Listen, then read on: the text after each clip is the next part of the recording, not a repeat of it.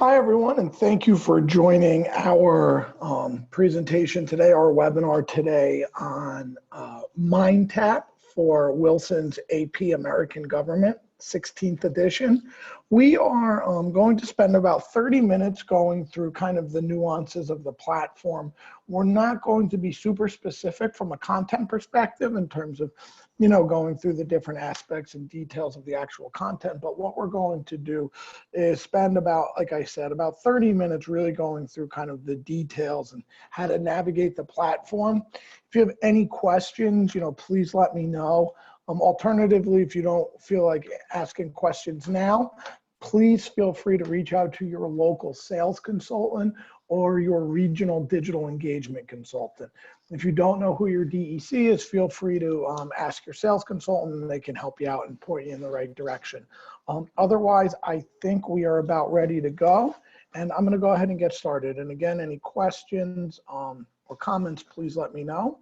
And we should be ready to go. Thanks. So what we're looking at today, again, is MindTap for AP Government, Wilson, the author Wilson, 16th edition. We're going to kind of break this down into three sections, one being this window here, what I call the learning path or your unit view. The second area here is going to be kind of our at-a-glance data analytics, and then we'll quickly run through the Mind apps. Again, we have very detailed user guides on all of this, and we'd be happy, your digital engagement consultant or sales consultant would be happy to send them to you. You can also always visit ngl.cengage.com and tap into all the resources we have on our support site. So the first thing to take note is, essentially what we're looking at here is the learning path. So it's the same vetted content that we've seen a physical book, parceled out into this platform. And the idea here is we have it laid out by chapter. The nice part about MindTap is going to be the consistency. So the idea being, if we were to look at the resources and activities that are available in chapter 3, you'll also see them in chapter 4. So once you kind of master navigating the unit path, the learning path, you'll be pretty comfortable as you move from chapter to chapter. Okay, so if we were to look at, institutions of government and take a look at chapter 13, the Congress, we have a bunch of different options here. Okay, anytime you see an icon that reflects, looks like a book, to open up the information, right, we click part 3, and then we have our chapter. To open up the chapter, we click on the down arrow, and we have a couple different pieces. So again, yeah, I see the question in the chat. Again, the reading is reflected by a book. So if we were to click on this link, it's going to open the digital version of the text. Okay. Within the text, you can click through the table of contents to navigate to the page. You can use the right and the left arrow to navigate. You'll notice when there's key vocabulary terms, like you'll see here, when you select them, it will pop up with the definition. Okay, one of the great parts about MindTap is the ability to customize it. So know that by clicking this edit option in the top left corner, you have the ability to embed your own content throughout the text. Simply select the plus sign. You can embed content from a wide variety of tools. One of the most commonly ones used is the YouTube video search, as well as pulling documents from Google Drive or Microsoft OneDrive. You also have the ability to activate a text-to-speech component by clicking looks like half a face, the text-to-speech. We'll use our read speaker component. Simply go ahead and click play, and the text will be read aloud to the students. You can modify the size of the text, medium, large, and small. You can bookmark the page. Okay. To go back to the chapter contents, simply click chapter contents. Another piece to mention, and I know I'm moving somewhat quick, but I'd like to keep these under 30 minutes, is the ability to highlight. So you do a simple left click and drag. As a teacher, you have the ability to share a highlight, and this is one of the most widely used tools because it allows teachers to communicate important information and content with students directly through the platform. So on the teacher side only, you'd simply click this orange shared icon with the arrow pointing to the right. And now when your students log into MindTap and navigate to this page, they'll see this orange highlight, and it will be immediate indication that that was a highlight made by their teacher. To take that a step further, if you click on that same highlight, so a left click, and go to Add Note, you can actually have a shared note. Okay, so the shared note, you click this little box here, which I know is kind of hidden on our screen. This note will be shared and visible, seen by your students. Okay, so the idea is that your students will also see this note. They click this note and they'll see it right here. So it's another great way for you to communicate with students. Students have the ability to highlight in yellow, purple, pink, I guess it's pink, sorry, blue, and green. Looks more fuchsia to me. And they're able to highlight in those colors as well as add their own notes. And you can add notes that aren't shared as well. Focus on point in class. Just different ways for you to stay organized. Also, some of the tools that you have here is the ability to activate a dictionary. So it's a simple select and dictionary, and it will bring up the Merriam-Webster dictionary. You can also create flashcards from highlighted content. Simply select the content and click Add Flashcard, and it will open up the flashcard application with your highlighted term. You would put your key term here and click Save. We'll touch upon the flashcard information in a little bit, but know that there are pre-made flashcards for every chapter based on the keywords terms, showing not only the term and word, but the definition as well. And you activate those flashcards by clicking this icon right here. Okay. Now know as a teacher, if you create a flashcard here using this select tool and add flashcard, it will also show up on the student side. Okay, when students create their own flashcards, it's specific to their use only. Any questions on that?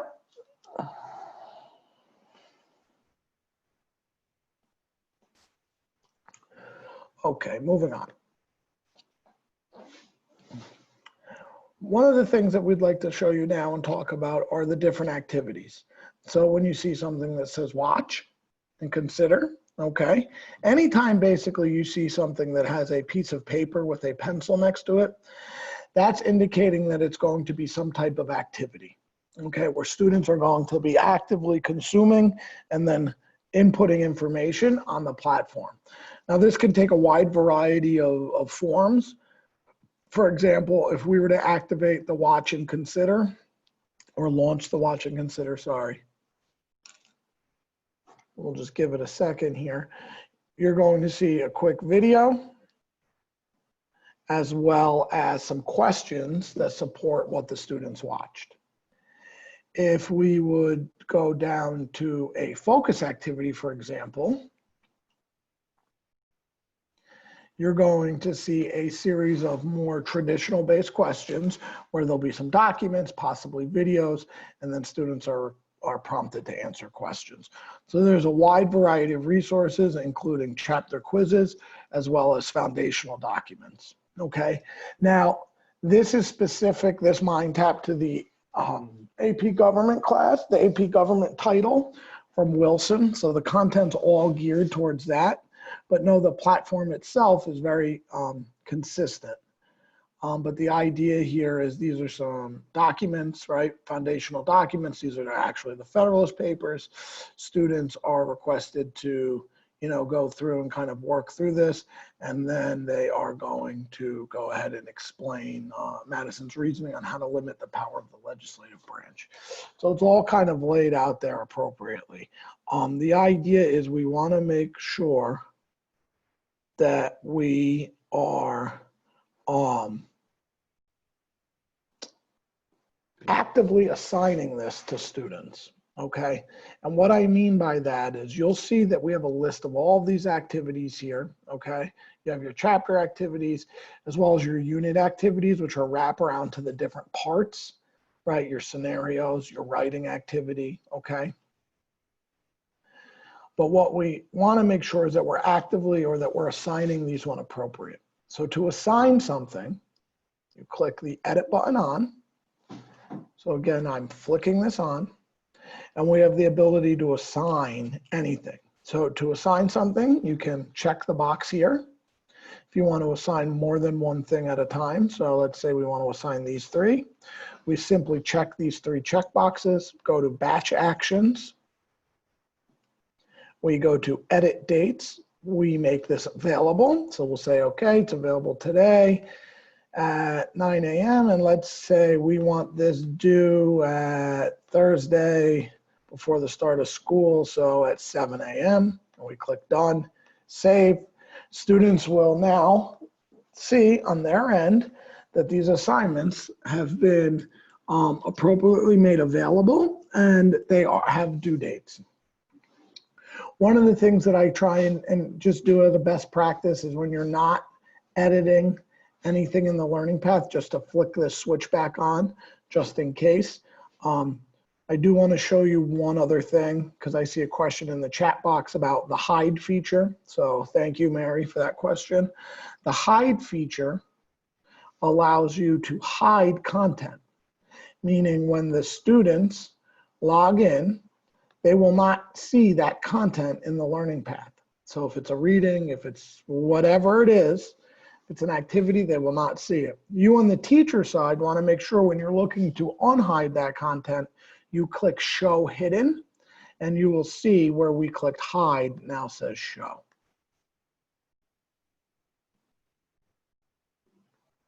Okay? I'm going to go ahead and flick these back on, make sure we're not editing anything. The other piece I wanted to let you know is that just like the book, we can also, just like the text, I should say, I'm sorry, we can also customize the learning pad. So if you click add create, you can add a folder. So you can have a folder, you know, Mr. Smith's AP government resources. You can add a unit, which would subsequently go within a folder.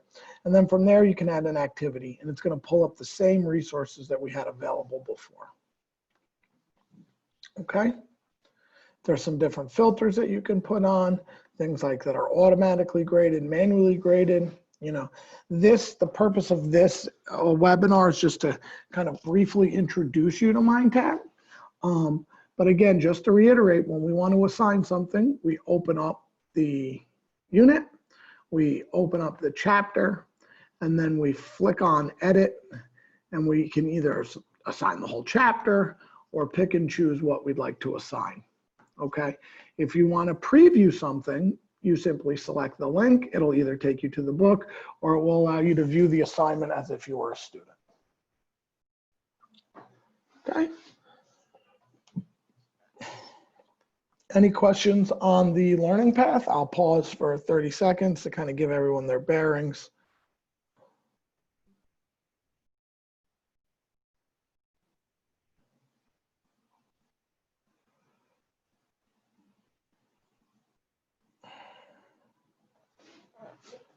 Okay, all right. So when we look right here, we have the gradebook. So if we go ahead and click open gradebook.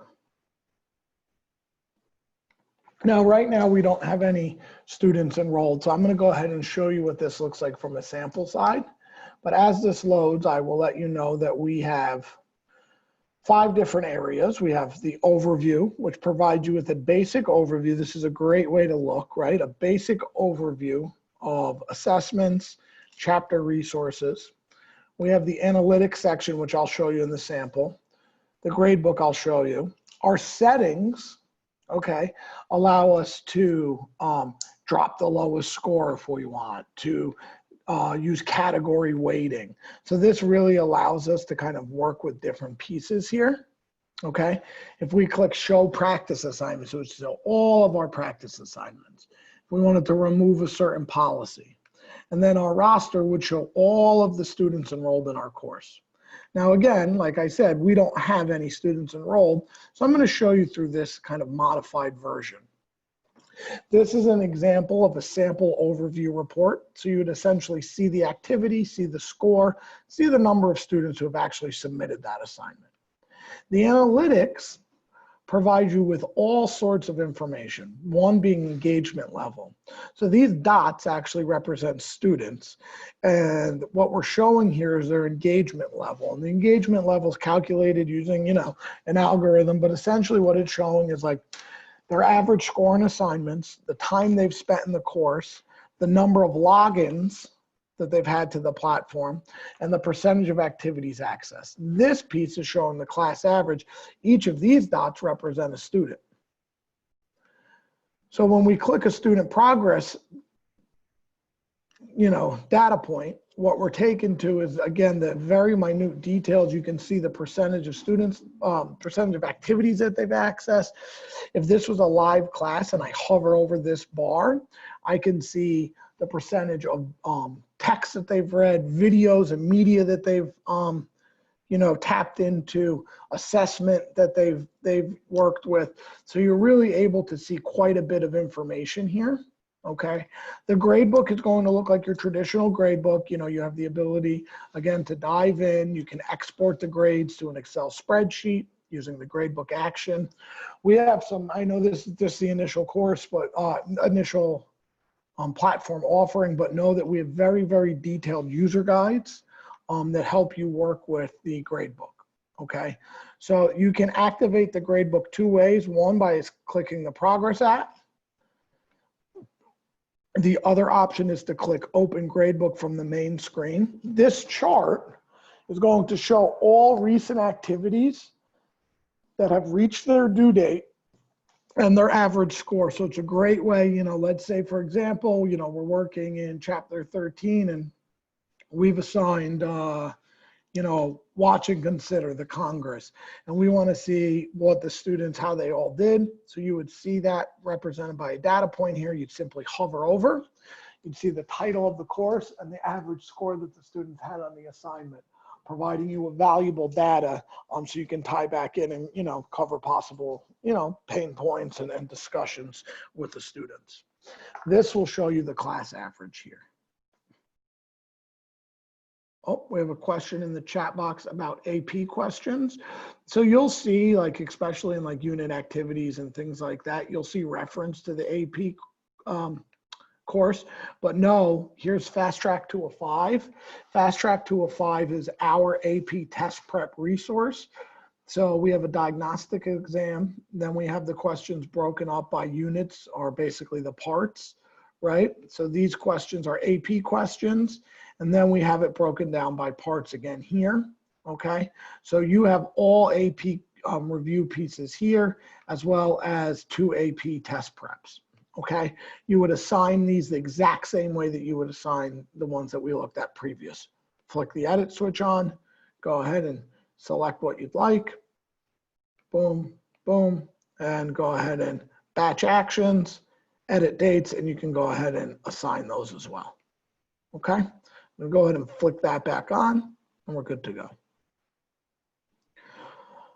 Another piece to point out here is the week view, which I should have done before. So again, thank you for the question there. The week view just provides kind of an at a glance. It's based on your course start and end date. And so this is a little skewed because, you know, we're using this as a demo, and this would kind of be like a suggested pacing, okay? So it's going to show you what's been assigned. Okay. All right, so we have 3 assignments. I assigned the watch, the chapter reading, and what would you do? So this will kind of help you stay organized if that's a better view for you. Okay, let's spend the next, you know, 9 minutes or so looking at the Mind apps on the right-hand side of the screen and kind of go through what we have here. And I will pause for any questions. You have your My Content. This is where you would sign in and link your Google Drive or your OneDrive account. So if you have resources that are in your Google Drive account or your Microsoft OneDrive account that you feel like you're going to eventually include in part of your course, you're going to want to go ahead and sign in here. Okay. My Notes section gives you the ability to link an Evernote account. So if you're someone who uses Evernote, which is a cloud-based note-taking and word processing application, you can go ahead and sign in here as well, so your notes are linked. Your RSS feed allows you to put those common websites and resources, right, available feeds right here. Your Pathbrite is a place where students will store some of their writing portfolios. You'll see that listed throughout here, okay? I believe there's about 6 different Pathbrite assignments, but keep in mind students can also submit assignments via Google Drive links and things like that, okay? This icon is very important because this is going to give you the full book. So if you're in a situation where you're using physical books, okay, as well as MindTap, and you're in the habit of saying, hey, I'd like you to read, page 72 tonight, something like that. What you'll notice throughout MindTap is there's no page numbers, right? Okay, so 2 things how the text is laid out. In the learning path, it's laid out, it's basically chunked out to allow room for assessment and checks on comprehension and student understanding. So you'll see in the learning path, right? So let's show you, for example, right, the study of government. It's the same text, right? Okay, but what we're seeing here is once we jump into the text through the unit path and we get to the end of the reading, it pauses, it stops, and then we would go ahead and answer some assessment questions. If you want your students to read through the text without stopping, students can do that through this icon, which is the full book icon. This also is where the students would access any text that they're searching for by page number. And do you see the search this course? Yep, right there. And what you would do is you would go ahead and type in the page number. Let's say we want to go to page 72. And this first option, go directly to page 72 in the textbook, is going to open up directly to 72. Give it a second. It's going to open up directly to page 72 in MindTap.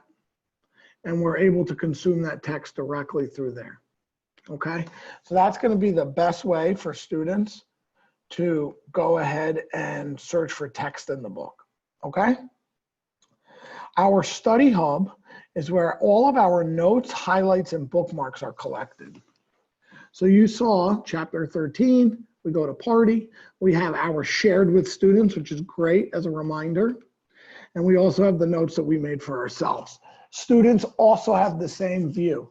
So anytime the students are taking notes and highlights, and they're going to use those as a reference to study, they will always be there. They can also click back on the arrow, takes them directly back to the text right here, and they're good to go. Okay, and that's also true with bookmarks. To put anything in a full screen, just click here, and it makes the Mind app window now full screen. If students wanted to print their notes and highlights, they can simply click print, and they have the ability to print their notes and highlights. Okay? Students and teachers can create study guides. The study guides are based on, the chapter information. So you can pick chapter 1 or unit 1, right? And you can select key terms, any shared highlights, and notes, and that's going to create a custom study guide that can then be shared with students.